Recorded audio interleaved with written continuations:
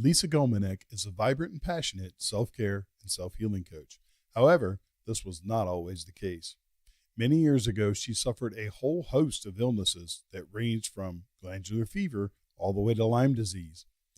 But one day, she saw a documentary called Food Matters, and she soon realized that she needed to get a deeper perspective and understanding on health and healing. The rest, as they say, well, it's history. But I'm not going to make you wait any longer to hear her story. Let's dive in. Lisa, welcome to the Jacked Up podcast. It is so good to have you here. Thanks, John. I'm so excited to be here today. I've been waiting. We were actually supposed to do this once before, and I had to reschedule, and I was really bummed because I was really looking forward to talking to you, because the topic that you bring to the show today is one that's extremely important to me, and I know it is to a lot of my listeners as well. So with that being said, you spent a number of years in the corporate world as a project manager, but now you're actually pretty much an expert in relieving stress and anxiety and stuff like that, and helping other people do it too. So if you would, can you just kind of tell the audience how you transitioned from the corporate world into what you're doing now? Yeah, absolutely. Really good question, and thank you for asking, because I think it's really important that people share their stories, so that people know that there's, if they're going through something similar, that there is hope and there are other ways about, becoming well. And I often talk about the concept of like chaos to clarity, and whatever that chaos is for people, it might be, emotional, mental, or physical chaos, and people want, clarity and peace and well-being from that. And I was definitely one of those people. So back in 2013, as you've mentioned, I was in a corporate role, project management, business improvement. I had a lovely team of people. I really, really enjoyed what I was doing. There's a number of buts in there. I had quite an intense year in 2013 with a number of different things happening. And it ended up with me being really, really sick. So I thought I was on top of the world. I thought I was invincible. I was winning various awards at work, performing on my roles. I was marrying the man of my dreams, who I'd been with for a number of years, so my now husband. But I was also depleting myself. I wasn't eating properly, so I wasn't getting the right fuel. I didn't know how to process my emotions. I had at the stage about 31, 32 years of, suppressing my emotions and not knowing how to process them. I was worried about things all the time. I was stressed about things all the time, and I was anxious all the time.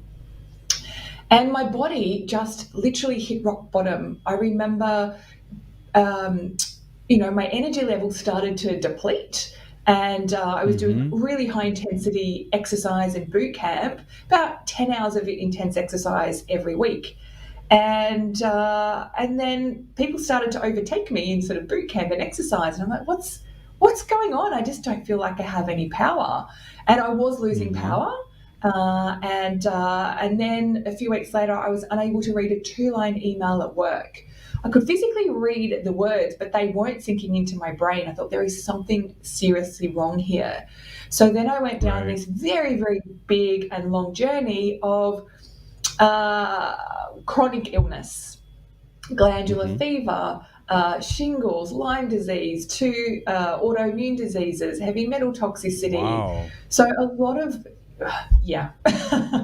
there's a big wow in there, John. Yeah. Mm-hmm. Yeah, that's man, it's just, people don't realize, and this is one of the main reasons I wanted to have you on the show. When you have stress that you're not dealing with. Now all of us have some sort of stress in our life, and stress is a normal part of life. How we deal with it is what makes or breaks us. When you break it down to a biological level, when you're under a lot of stress, your body's releasing more cortisol and things of that nature. Cortisol has an effect that actually causes you to store more body fat. There's so many things that are interconnected within the body, and stress and anxiety and frustration and anger and all these things play a part on it as well. You can live a healthy life as far as you can exercise and you can eat right and all that stuff, but there's more pieces to the puzzle than just that. Yeah, absolutely. As you said, cortisol and our stress hormones and the amount of Mm-hmm. stress that we're under and the way that we process stress is underestimated, the impact that that has on us and our bodies. Because I was reading a paper the other week that the CDC, the Centre for Digestive Disease Control in America, Mm-hmm. had one of their studies indicated that stress is responsible for 90% of diseases. Mm-hmm. 90% of diseases, the underlying cause is stress. And then Dr. Bruce Lipton, I think I can't remember, it's 90, he believes through his research and studies that it's 95 or 98%. Excuse me. Mm-hmm. I think I'm coughing to indicate that that is a, what was this? A really, really key point. So disease plays a really important role in our health that we often underestimate and undervalue and underappreciate and recognize. And I didn't know that that was a real foundation for me, because when Mm-hmm. I got sick, I wasn't able to handle what was happening to my physical body, my mental body. You know, I couldn't process things. I couldn't read things. I couldn't write. I couldn't read a chapter in a book. I could read small things occasionally, like, Mm-hmm. Facebook posts and things. But anything of a Right. paragraph or more, I couldn't process it. So all of these things were happening to me in my body, and it was causing a lot more stress and a lot more anxiety. And so that Mm-hmm. fuels what's going on. Now, Sure. also the importance of stress also, it plays a major role in the immune system. Mm-hmm. And so here I am trying to recover from chronic illness and all these different pathogens, and my Mm-hmm. immune system isn't supported, because yes, I am Right. under the physical stress of the illness, but I have that Mm-hmm. emotional, the energetic, spiritual mindset stress as well that I was under. Mm-hmm. Right. And so, you asked me, why am I, or what am I doing now? And so I've gone on this massive journey. It's about 7 years, obviously, from 2013 now. And Mm-hmm. so I've looked at things completely differently. Yes, I do Right. a lot, and it's so important to do those foundational things, like what food are we Mm-hmm. eating? What nutrients are we putting in? What fuel are we putting into our body? Because take our cars, for example. If we put the wrong fuel in our cars, like a friend of mine actually did, they were 3 hours outside of Sydney, filled up the tank to drive back Oh. from Canberra, the centre of the capital of Australia, back to Sydney. And literally about Mm-hmm. 500 metres up the road, the car conked out. Yeah. And so, what we don't realize is, food for us is our fuel, and we're not Mm-hmm. putting the right fuel in it. Our bodies can go a lot longer without the right fuel than cars can, but it's such a good Yeah. example. Mm-hmm. And I know Yeah, how I passionate you agree. are about fuel, John. Just a little bit, just a little bit. But I something else that we haven't touched on too, that stress directly affects, is inflammation. The reason that study states that stress is, the underlying cause to so many diseases, is because stress causes inflammation in the body. Inflammation is the cause for most diseases. Period. I mean, it's what applies the disease, so to speak. Okay, you may have it, but it's like if you pull a muscle, when you have swelling and redness and stuff like that from pulling a muscle, that's not from the actual metabolic damage of the cells itself. It's the inflammation that your body builds around the injured area in an effort to protect it, but it winds up being a detriment if the inflammation isn't dealt with. So, in terms of the relationship between stress and inflammation, if you don't have decent ways to manage your stress, obviously your inflammation is going to be out of whack too. But so now let me ask you, what are some of the best ways that people can, tips or tricks or whatever, that they can utilize on a daily basis to try to help relieve some stress? Yeah, such a good question, John. And there are so many, tools and tricks and techniques that people Mm-hmm. can use to help and support themselves. I have a few favorites and a few unique favorites. There's breath work, there's mindfulness, there's meditation, but I love things that go a little bit above and beyond. And so, actually, one thing that you asked me earlier is, what is it that I do? What is it that I do, and how is it that I am where I am today? So, we've spoken a Mm-hmm. bit about my journey, but I also I went in search of so many tools and techniques for myself. Because I just wasn't getting better. I was doing the medications and the herbals and the food side of things, but my health still wasn't improving. So I needed to look above and beyond. And I've done a lot Right. of research. So, I'm a nutritionist. I've studied Mm-hmm. psychoneuroimmunology, which is the science behind relaxation techniques and the immune system, the endocrine, and the nervous system. Mm-hmm. NLP, NeuroLinguistic Programming, EFT, Emotional Freedom Technique, energetic health and healing, Reiki, a lot of that energetic stuff. So I like to Mm-hmm. incorporate all of that. I think it's all important that the tools and techniques and things that people look at, I think it's really important to ensure that they are looking at those things from an emotional, from a mental, from a physical, and from a spiritual perspective. So Mm-hmm. one of the techniques that I love, is something called EFT, Emotional Freedom Technique. Is Okay. that something that you've heard of, John? No, I can't say that I have, but I'm sure I'm going to hear about it right now, and I can't wait. Awesome, awesome. So EFT is, and a lot of people haven't heard about it, but it's growing in momentum because it's so Mm-hmm. powerful. It's evidence-based. There are over 140 clinical trials to help and support the efficacy of EFT. It's also known as Mm-hmm. tapping.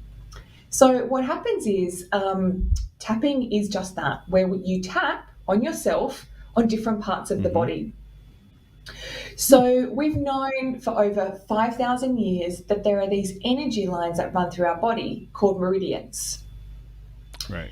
And there's acupuncture works on meridians and energy lines in the body. So a lot of people have had acupuncture where they put needles into their body, or practitioners put needles in to help Right. stimulate different meridians, and it helps in a Mm-hmm. number of different ways. And so emotional freedom techniques uses the concept of these meridians and energy lines and the acupuncture Mm-hmm. points, these particular points on the body, to start to get energy moving and flowing in the body. Now, it also uh, it also impacts the limbic system in the brain, and so the limbic system in the brain is where the emotional center is. And so when we Right. get stressed or overwhelmed, or we have an emotion, or even if we have a pain, then we can use Mm-hmm. this technique to reduce that. It is Mm. absolutely amazing. Now, I'm actually putting you on the spot, John, because I didn't ask you earlier. Are you open to doing a little round of tapping and a little experience? Um, Sure, I'm open to anything. I did a podcast episode with a gentleman who does energy healings on people and their Oh, pets. And yeah, and I thought it was pretty amazing, and he did like this I forget what it was, an adjustment or something he called it. I don't remember exactly, but we were discussing the fact that last year I had a knee replacement, and I had been a little overactive that day, and I was having some knee pain, and he was going through all this stuff, and it was really, really intriguing. So no, absolutely, I'm all for it. awesome, awesome. And it's a really, really gentle process, and the listeners and the audience can take part as well, but not while you're driving or using heavy machinery. So just find a nice, Okay. quiet spot.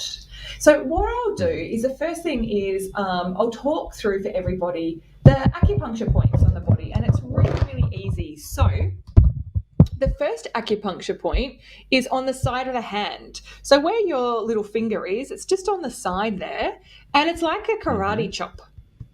So we call it the karate chop Okay. point. Beautiful, Johnny. So Yeah, that's just like right perfect. there. I'm trying to Yeah, find the right right there. camera angle here. Okay. Perfect. And so when we tap, we use at least two fingers. And it Okay. doesn't matter what side of the hand you use. So this is called the karate chop point. It's beautiful. Then we All go right. and we tap on the top of the head, right on the crown of the Okay. head. Perfect. And it's not very hard, it's just nice and light. Then the next Okay. point is on the inside of the eyebrow, so just above the Okay. nose. All right. And generally, you pick one eyebrow. So it's just on the inside of one eyebrow. Yeah, lovely. And then we're going to go to the outside of the eye and tap on that point, which is the bony bit on the outside of the eye. A little bit further down, John. Lovely. Okay. Then we're going to go under the eye, on the bony bit under the eye.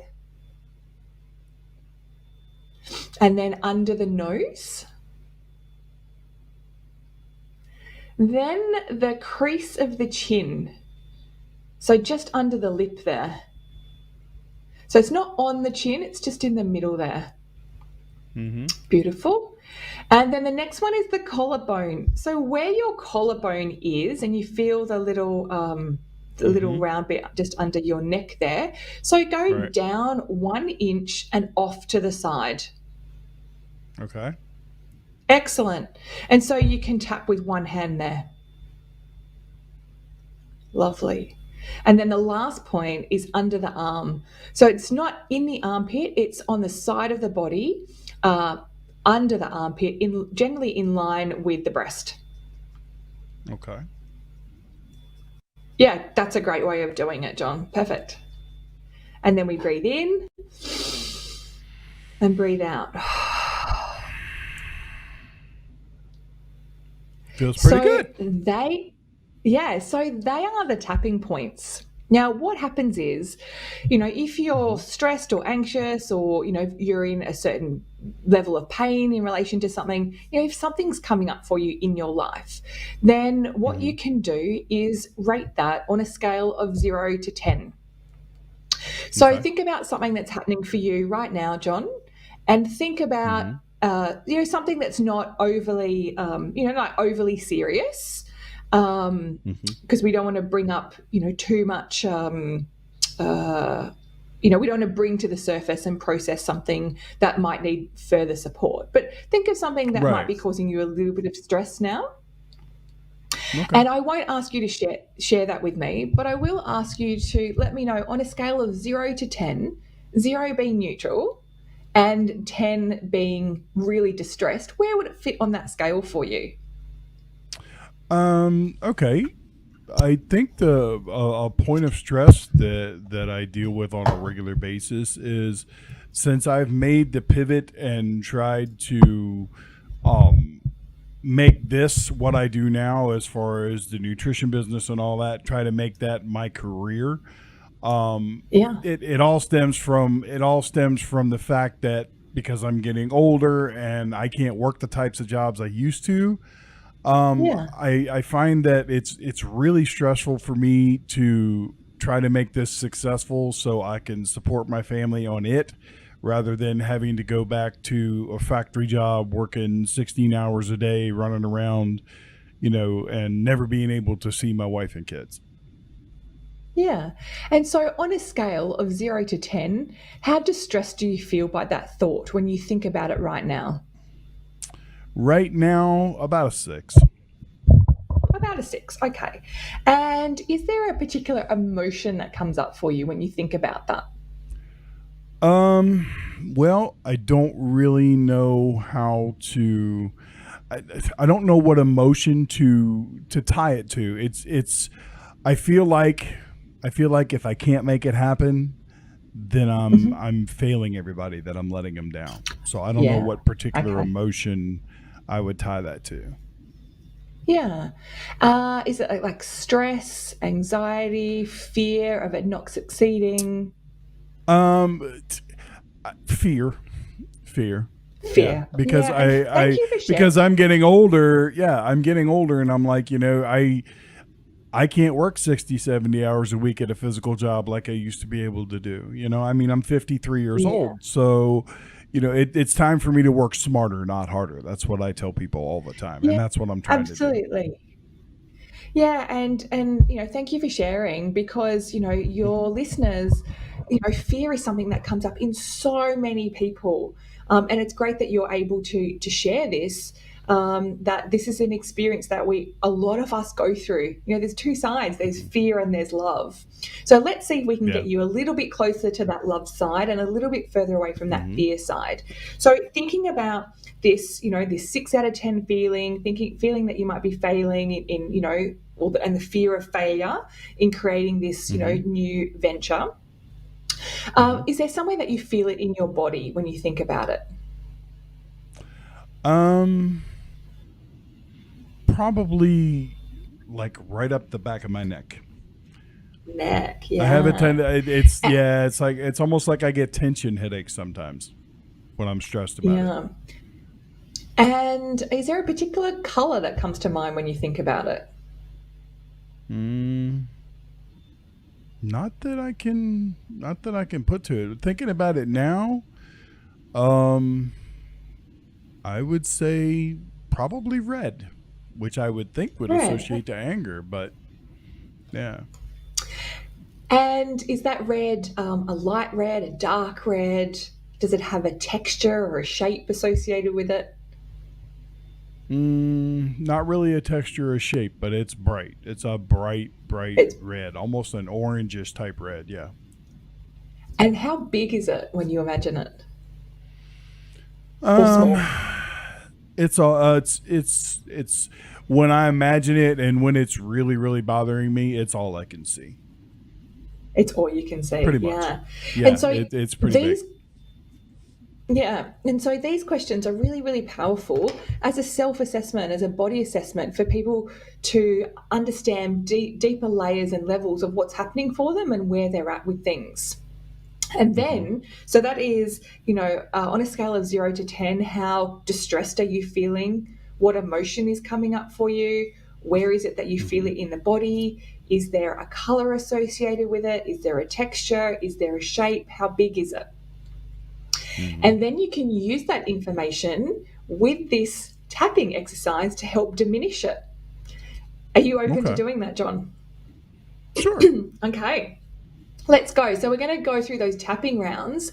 And what's going to happen is I'm going to say some statements. We're all going to tap Hmm. together, and then you're going to repeat those statements and those phrases. Okay. So we're going to take our karate chop point and Hmm. tap on our karate chop point and say, even though Even though I have this fear of failure I have this fear of failure and I feel it in my neck, and I feel it in my neck, and it's a 6 out of 10, it's a 6 out of 10. I'm asking my body to release this now. I'm asking my body to release this now. It's safe to release this now, It's safe to release this now.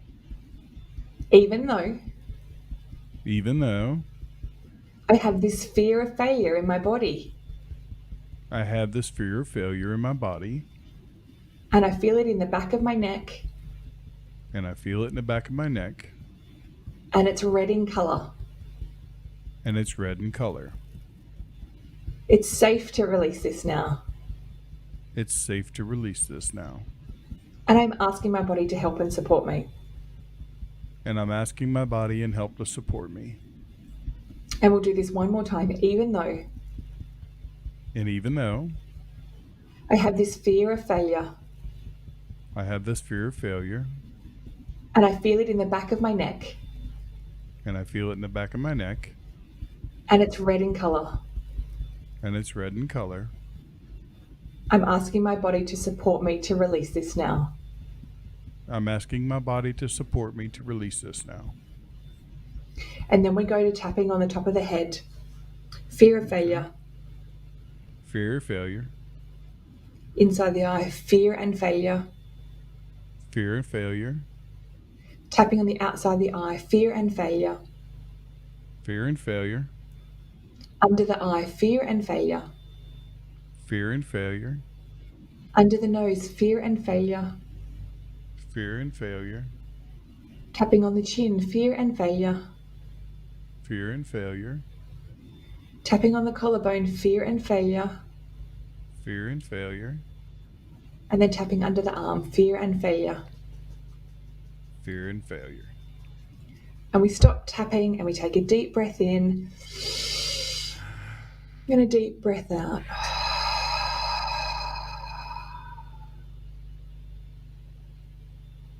I'm pretty relaxed right now. We probably shouldn't have done this during the podcast. I'm ready to go to sleep. It's so amazing how many times people say that, and because it affects the nervous system, as I said, the limbic system, it calms the body down. Yep. I can totally see that. Okay, so obviously that is a very powerful way to go about doing it. But what about for like when you're in situations where you need something like really quick? What are some techniques we can do to derail stress and its effects?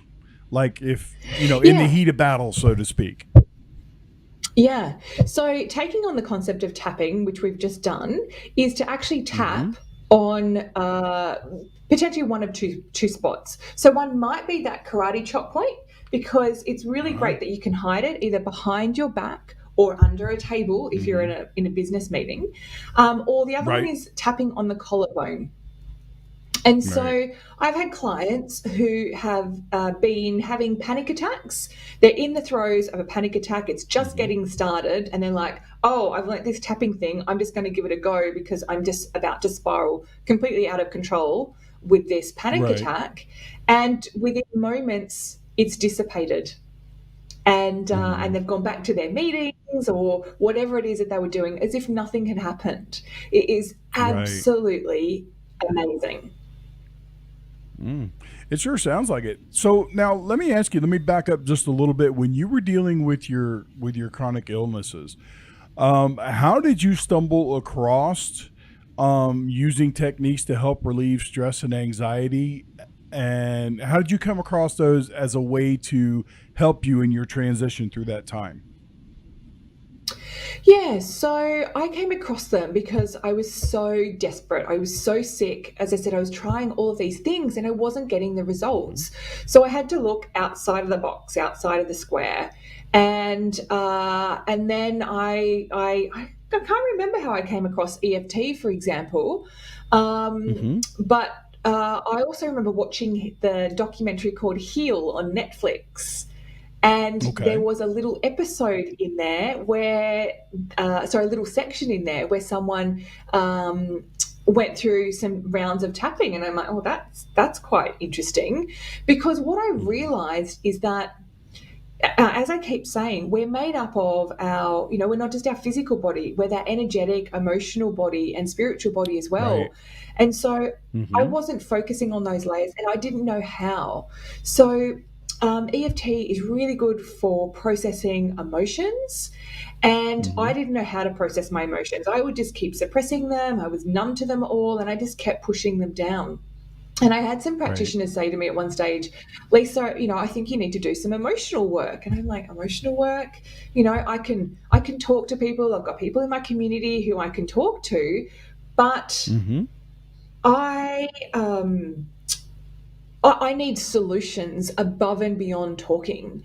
And so that's when I sort of went in investigating, because I didn't want to talk to practitioners who were just about talking.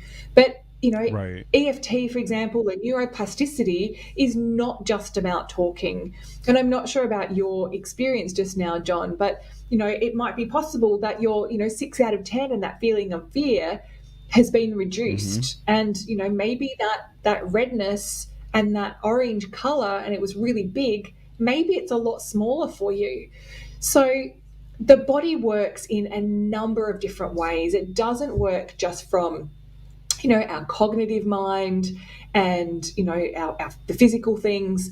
It really is about releasing a lot of, I guess, they're trapped emotions. I had all these things stored within my body for so long.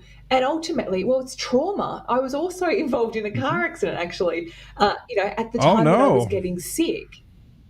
Ooh. And so, I kind of just sort of moved on from that, but it was actually stored in my body and stored in my nervous system. And this comes down to nervous system research and research on trauma.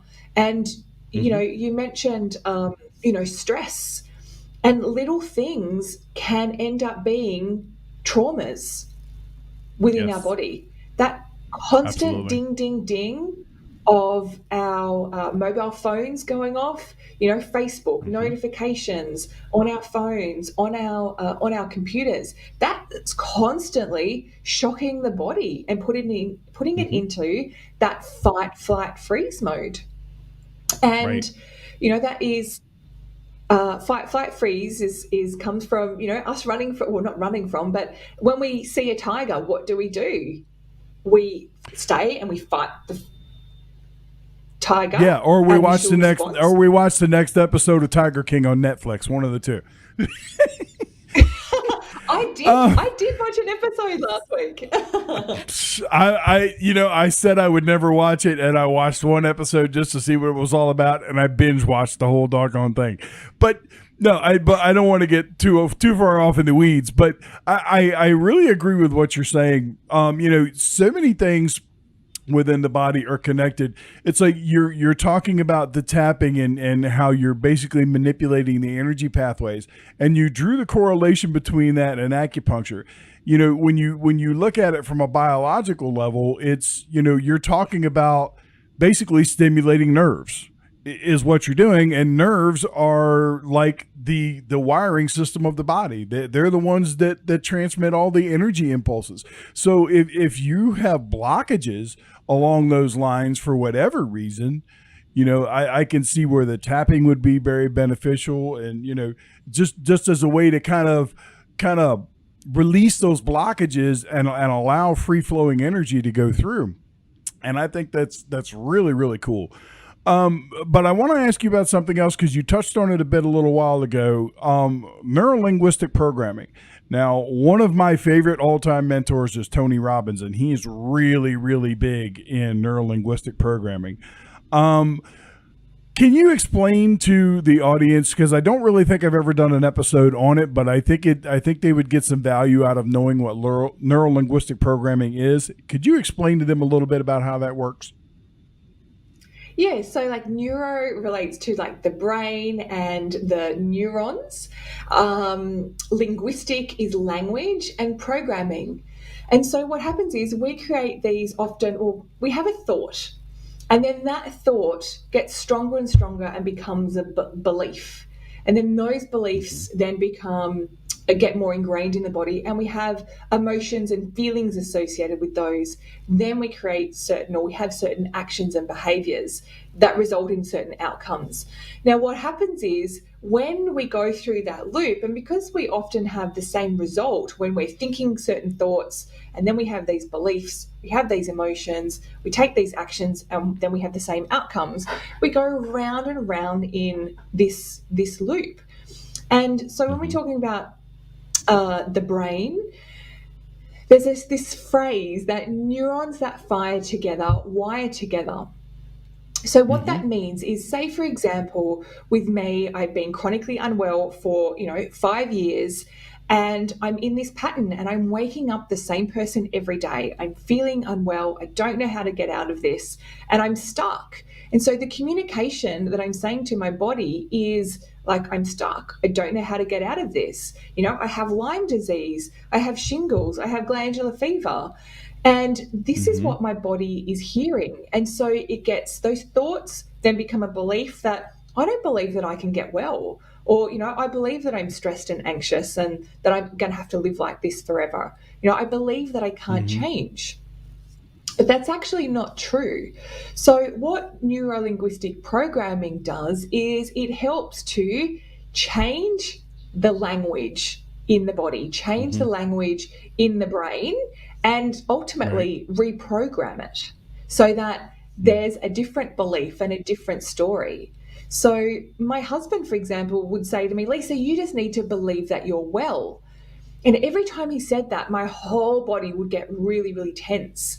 And there was such a disconnect within my body. I had this belief that I didn't believe I could be well. And every time I said, I believe I'm well, I believe I'm well, I could actually feel my body getting more and more tense, because that's where my energy was going and flowing.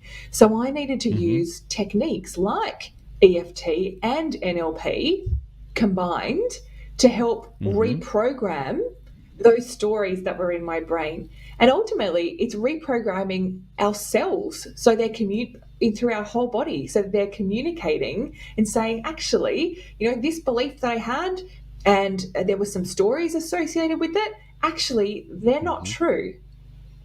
Right. Yeah. It kind of reminds me of the old quote by Henry Ford. It says, whether you believe you can or you can't, you're right. And that's exactly true. We have the ability to, for our minds can manipulate things in ways that we don't even understand yet. They're getting into some of the other people that I like to follow and listen to are people like Tim Ferriss, who is like a biohacker extraordinaire. This guy is like, I can't even remember all the stuff that he's done, but it's like he learned how to play piano in a week, and he's like a concert pianist now. He finds ways to tell his brain, look, this is what we're going to do. This doesn't exist anymore. This is the direction we're going. And he makes it happen. Yeah, and it's a really good point, because, EFT and NLP are biohacking tools, because it's about changing the body, and they're wonderful tools for doing that. And from an emotional perspective and a mindset, and also physical perspective, because if you've got physical pain, you can transform and shift that physical pain as well. Right. Yeah.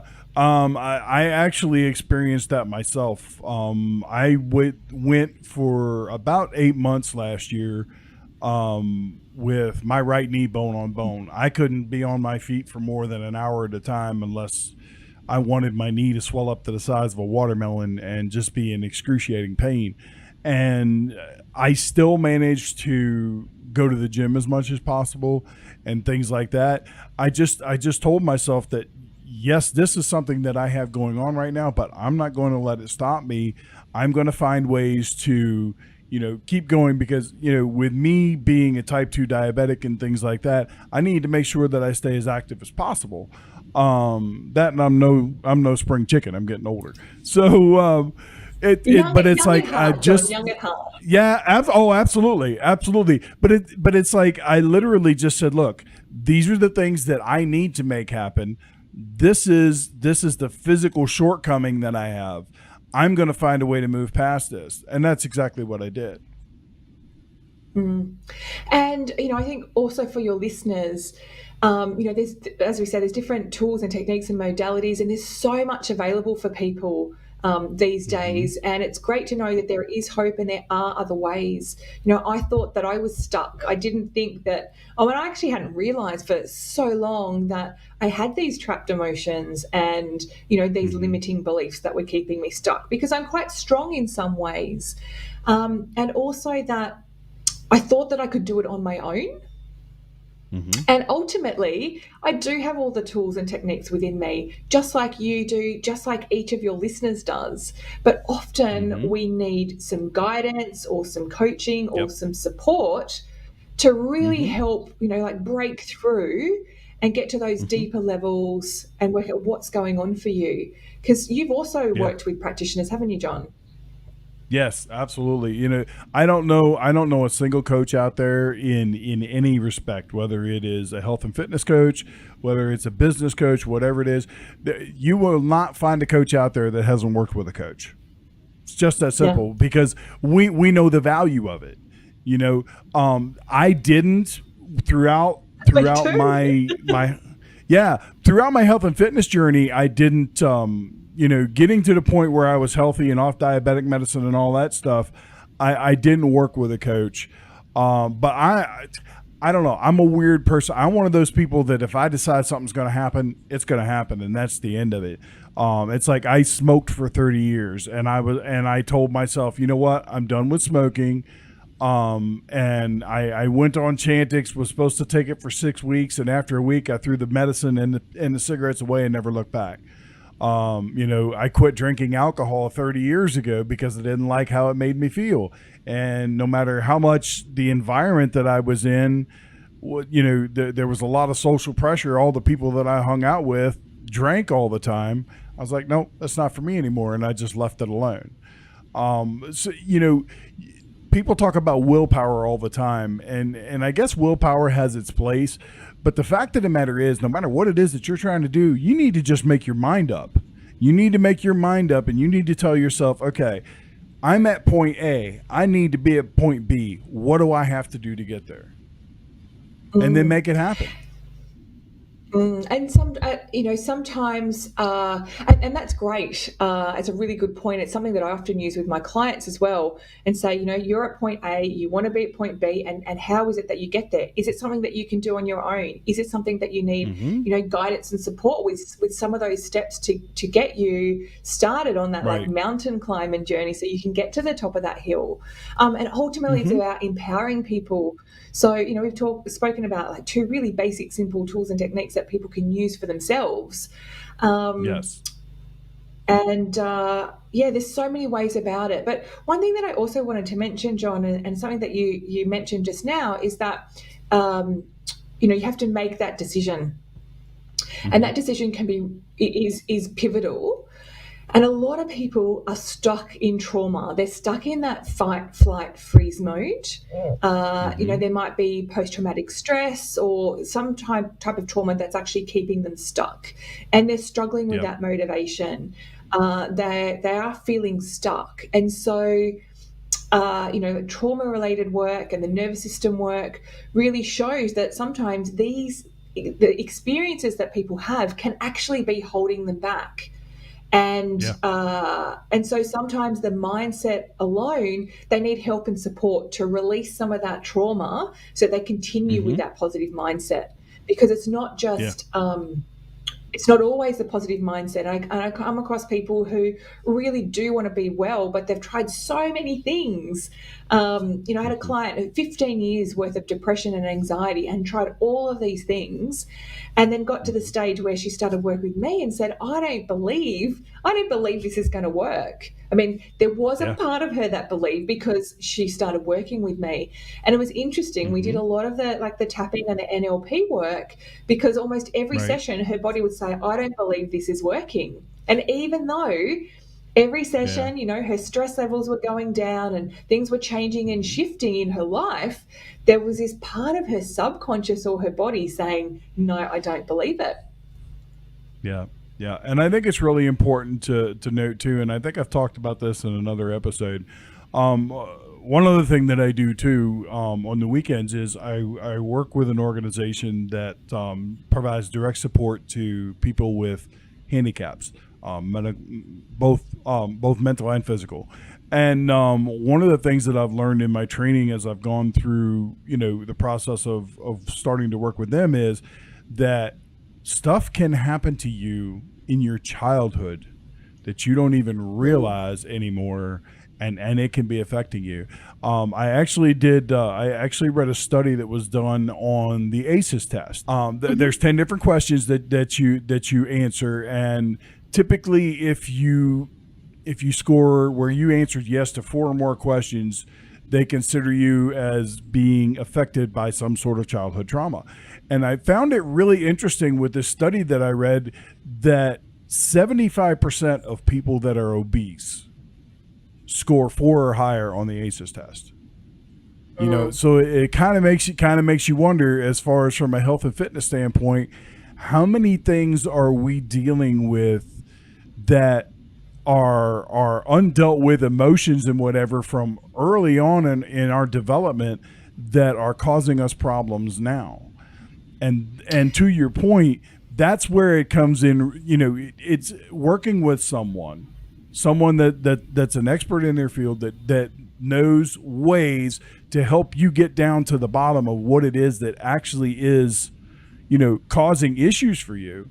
It's so valuable. It's just crazy. Yeah, and like you said, it's getting to the root cause. because with a lot of stress and anxiety, and diabetes, then, medications are really a band-aid. They can be helpful and Yes. necessary for some people. I'm not Hmm. anti-medications, but it's Right. about what is the root cause. With Hmm. diabetes, so much of it is nutritional based. You change your nutrition, it's fueling Hmm. the body. You don't have those symptoms anymore.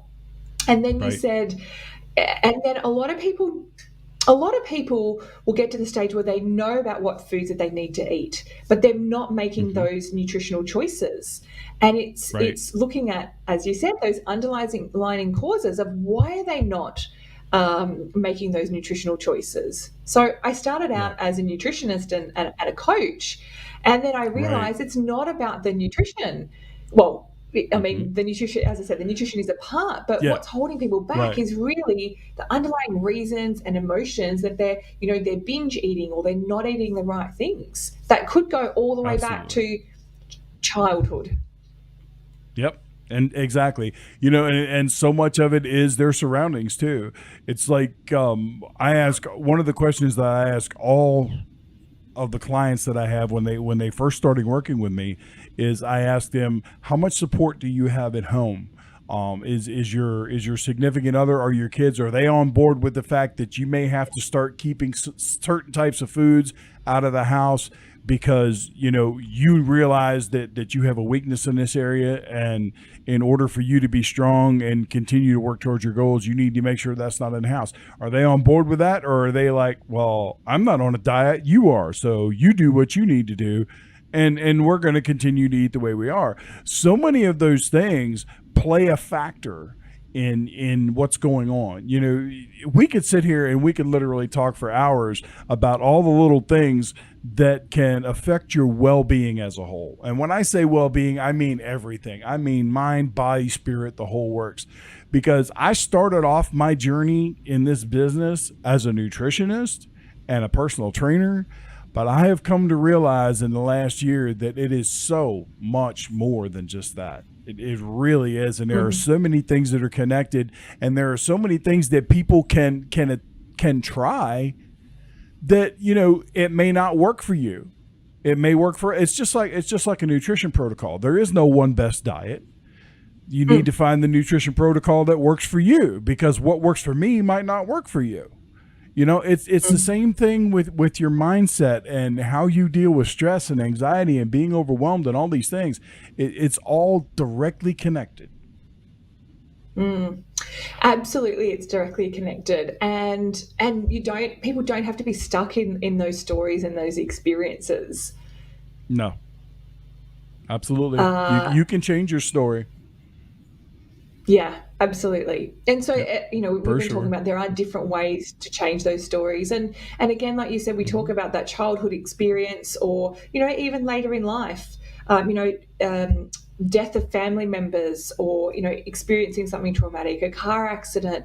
These Hmm. things can put people into that fight, flight, freeze mode, into that stress response that then creates that Hmm. inflammation in the body, and they're in a loop, and that loop is in their mind and in their body, and they don't know how to get out of it. Yep. Yep. You're absolutely right. Okay. Before we wrap things up, do you have anything else that you want to talk about that we haven't already touched on? And then I've got one final question that I want to ask you. Ooh. um I just want to give hope to all the listeners, Hmm. because I've been in a whole heap of chaos, chronic illness, all the symptoms associated with it.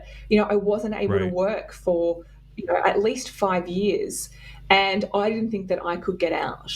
But keep looking for tools and techniques, keep looking for practitioners, and don't feel that you Hmm. need to do it on your own. There is absolutely no judgment about where you're at and what you're experiencing.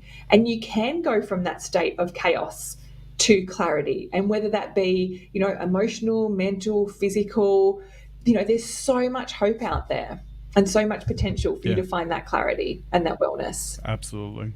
Absolutely. And I look at it like this, and I tell people this story all the time, or this, I don't know what you want to call it, But it's like so many people are like, well, I can't afford to work with a coach. It's just so expensive. I tell people in most cases, if an individual comes to me and they need help with nutrition, but they're like, I can't afford what you charge a month to work with you. If they go to Starbucks every day, all they have to do is cut out that 1 cup of coffee at Starbucks every day, and they can afford me. And they won't be drinking all that sugary stuff in the process. They'll actually be getting healthier stuff, and they'll be getting the help that they need.